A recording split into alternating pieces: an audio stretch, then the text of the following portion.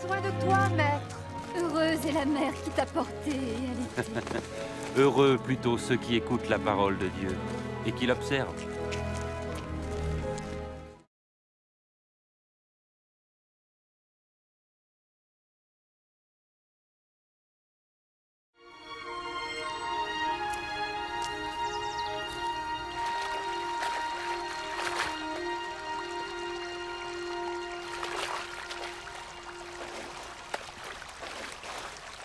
Apprends-nous à prier, comme Jean l'a appris à ses disciples.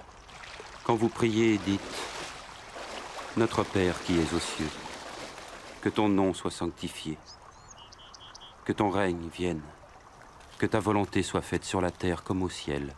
Donne-nous chaque jour notre pain quotidien. Pardonne-nous nos offenses, comme nous pardonnons aussi à ceux qui nous ont offensés. Protège-nous contre la tentation et délivre-nous du mal. »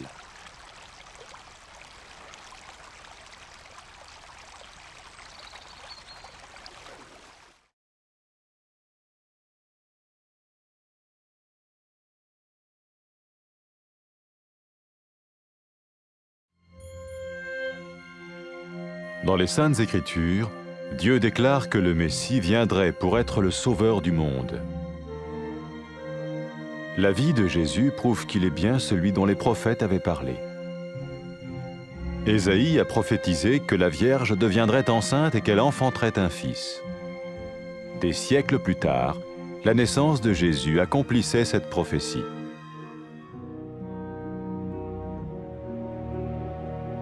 Les Saintes Écritures déclaraient que le saint à naître serait appelé le Fils de Dieu. Cela signifiait que Jésus serait le Fils de Dieu au sens spirituel et non au sens physique. Nous le voyons par sa manière de vivre. Il a guéri des malades, il a pardonné leurs péchés, les a ramenés à Dieu et leur a promis une place dans le royaume éternel de Dieu. Il s'est offert lui-même en sacrifice pour le péché à leur place. Puis il est revenu à la vie, victorieux sur la mort selon le plan de Dieu. Jésus a dit « Personne ne me prend la vie, mais je la donne de ma propre volonté. » La vie de Jésus n'a pas seulement accompli les écrits des prophètes, mais elle a aussi confirmé la vérité de la sainte parole de Dieu. Les prophètes avaient écrit « Ta parole, ô mon Dieu, est parfaite, elle dure à toujours. » Jésus lui-même a dit « Le ciel et la terre disparaîtront, tandis que mes paroles ne disparaîtront jamais. »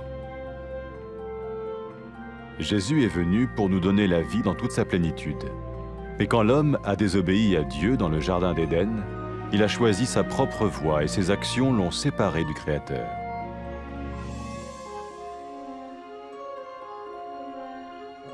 Les Saintes Écritures déclarent que tous ont péché et que le salaire que paye le péché, c'est la mort. Il s'agit de la mort spirituelle, éternelle séparation d'avec Dieu. Mais tout comme Dieu a donné un bélier pour qu'il meure à la place du fils d'Abraham, ainsi il a envoyé Jésus, le Messie, mourir à notre place. Sa vie, sa mort et sa résurrection restaurent la relation entre Dieu et tous ceux qui mettent leur confiance en lui. Maintenant, non seulement Jésus pardonne les péchés de ceux qui le suivent, mais il les sauve aussi du jugement éternel de Dieu. Ils sont sûrs d'aller au paradis et de vivre avec lui pour toujours. C'est cette vie et cette liberté de la culpabilité et du pouvoir du péché que Jésus offre à chacun aujourd'hui. Cela ne veut pas dire suivre une religion, mais choisir d'avoir foi en Jésus qui dit « Je me tiens à la porte et je frappe. Si quelqu'un entend ma voix et ouvre la porte, j'entrerai chez lui. » Cela veut dire se tourner vers Dieu et croire que Jésus vient dans nos vies pardonner nos péchés et nous rendre tels qu'il veut que nous soyons. Il ne suffit pas d'approuver intellectuellement ce qu'il dit, ni de vivre une expérience émotionnelle. Nous le recevons par grâce, au moyen de la foi, par un acte de notre volonté. Lorsque quelqu'un est prêt à suivre Jésus le Messie, il peut lui parler par une simple prière. Peut-être êtes-vous prêt maintenant à ouvrir votre vie à Dieu. Si oui, vous pouvez vous joindre à la prière suivante, silencieusement. dans votre cœur. Seigneur Jésus, j'ai besoin de toi. Merci d'être mort sur la croix pour mes péchés.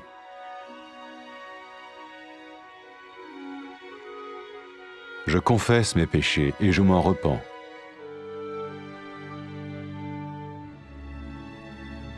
Je t'ouvre la porte de ma vie et je te reçois comme mon Sauveur et Seigneur.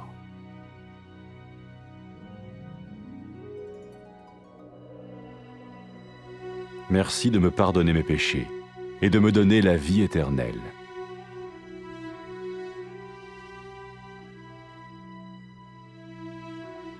Fais de moi le genre de personne que tu veux que je sois. Maintenant que je deviens l'un de ceux qui te suivent. Amen.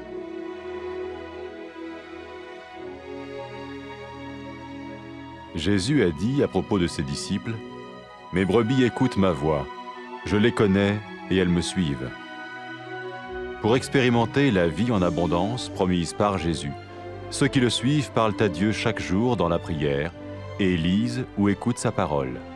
Ils parlent de lui à d'autres personnes et rencontrent régulièrement ceux qui l'aiment et le suivent. N'oubliez pas sa merveilleuse promesse. Tout pouvoir m'a été donné dans le ciel et sur la terre. Et sachez-le, je vais être avec vous tous les jours, jusqu'à la fin du monde.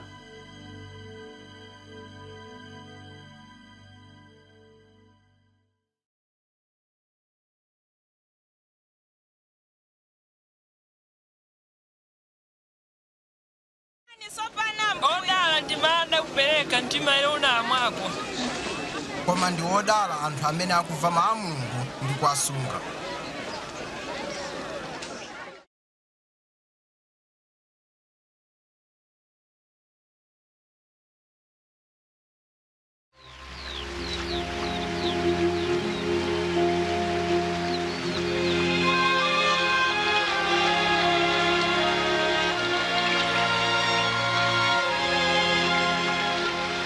Tiphunzitseni kupemphera monganso Yohane M'batizi anaphunzitsa ophunzira ake.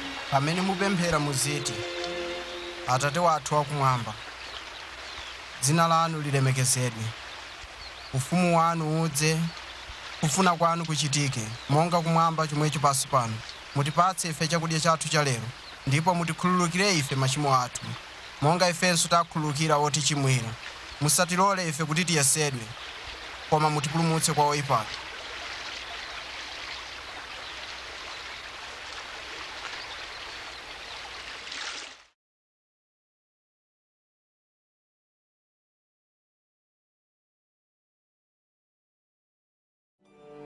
Kalekale aneneri analemba m'malemba kuti Mulungu adzatumiza Mesiya kuti adzapulumutse ochimwa ndi kuwayanjanitsa ndi Mulungu. Moyo wa Yesu ukuonetsa poyera kuti iyedi ali mpulumutsi amene Mulungu analonjeza kutumiza m'dziko lino. Mneneri Yesaya analemba, namwali adzayima ndipo adzabala mwana wamwamuna, ndipo zinachitikadi. Mulungu mwa mphamvu yake anapangitsa Mariya kukhala woyembekezera akadali namwali, ndipo anabala Yesu. Monga kunalembedwa m'malemba, chozizwa chakubadwa kwake chinali chizindikiro kuti mwanayu anali Mesiya, amene Mulungu amutcha mwana wake. Pamene anthu anaona Yesu, anaona chikhalidwe ndi mphamvu ya Mulungu yochiritsa anthu ndiponso kukhululukira machimo awo, ndipo anawalonjeza malo mu ufumu wake wamuyaya. Yesu anapereka sembe moyo wake ndi kulandira chilango m'malo mwa anthu onse. Kenaka anaukanso kwa akufa kuonetsa kuti mphamvu yake ndi yayikulu koposa mphamvu ya imfa. Moyo wake unafanana ndi zomwe aneneri analemba. Moyo wa Yesu unatsimikiza kuti mawu oyera a Mulungu ndi oona komanso osasintha. Yesu mwini wake anati, thambo ndi dziko zidzapita, koma mawu anga sadzatha. Pachiyambi Mulungu analenga mwamuna ndi mkazi kuti akhale okondwa pamaso pake. koma sanamvera malamulo a Mulungu. Chinthu ichi chidawalekanitsa ndi Mulungu. M'Malemba zalembedwa kuti anthu onse anachimwa, ndipo zotsatira za uchimo ndi imfa. Anthu omwe anachimwa sangakhale m'chiyanjano ndi Mulungu. Koma monga momwe Mulungu anapereka mwana wankhosa kufa m'malo mwa mwana wa Abrahamu, momwemonso anatumiza Yesu Mesiya kudzafa m'malo mwa adzukulu a Adamu. Moyo wake, imfa yake ndi kuuka kwake anabweretsa chiyanjano pakati pa Mulungu ndi onse omwe amkhulupirira Iye. Choncho iwo amene amutsatira Yesu adzathawa chilango ndi kukhala ndi Mulungu kwamuyaya. Pamene Yesu anauka kwa akufa, anati kwa ophunzira ake, anthu adzalalikira m'dzina langa ku mafuko onse kuti Mulungu amakhululukira machimo a iwo amene alapa ndi kutembenuka kwa Iye. Yesu anatinso adzatumiza Mzimu Woyera kuti akhale ndi ophunzira ake, kuwaonetsera choonadi ndi kuwapatsa mphamvu yotsatira njira ya Mulungu. Pamene mkazi wochimwa uja analapa machimo ake ndi kuyamba kutsatira Yesu, Yesu anati, machimo ako akhululukidwa, chikhulupiriro chako chakupulumutsa. Yesu anati, pamene anthu amukondadi Mulungu, ichi ndicho chitsimikizo chakuti Mulungu wakhululukira machimo awo. Yesu Mesiya adayitana anthu kuti amutsate. Pamene chigawenga cha pamtanda chinakhulupirira mwa Yesu, chidamupempha kuti achipulumutse. Yesu anati, lero lomwe lino udzakhala ndi Ine m'paradaiso. Iwo amene asankha kukhala okhulupirira Yesu akhoza kuyamba ubale wawo pogwiritsa ntchito mawu awa. Mulungu ndinu woyera ndi wokwezedwa. Ndikuthokozani kuti mmandikonda. Ndikumva chisoni kuti ndalephera kukumverani ndipo ndachimwa. Ndikuthokozani kuti munatumiza Yesu kufa pa mtanda m'malo mwanga ndiponso kuti anauka kwa akufa. Ndikuthokozani kuti munazunzika chifukwa cha machimo anga. Ndikufuna kukutsatani ndipo ndikukulandirani monga mpulumutsi ndi mbuye wanga. Ndikuthokozani kuti mwakhululukira machimo anga ndipo mwatsegula njira kuti ine ndikhale ndi inu ku nthawi zonse. Ndikupemphani kuti mundipatse Mzimu wanu Woyera kuti akhale ndi ine ku nthawi zonse. Andipatse mphamvu kuti ndikukondeni ndi mtima wanga wonse, kukhala moyo wokukondweretsani. Ndipo lolani kuti anthu akutamandeni kulikonse m'dziko lonse. Amen. Yesu ananena za ophunzira ake, nkhosa zanga zimamva mawu anga, ndimazidziwa ndipo zimanditsata. Wotsatira Yesu amakumana pamodzi, amalankhula mawu ake m'Malemba. Amafunitsitsa kutsatira chitsanzo chake, ndipo amauza ena za Iye. Yesu anawatsogolera ndi kuwapatsa mphamvu kudzera mwa Mzimu wa Mulungu, yemwe amakhala m'mitima yawo. Amasunga zomwe Yesu ananena kwa ophunzira ake pamene amakwera kumwamba ku mpando wake. Mphamvu zonse zapatsidwa kwa ine, kumwamba ndi dziko lapansi. Onani ine ndili ndi inu nthawi zonse kufikira chimaliziro cha nthawi yapansi pano.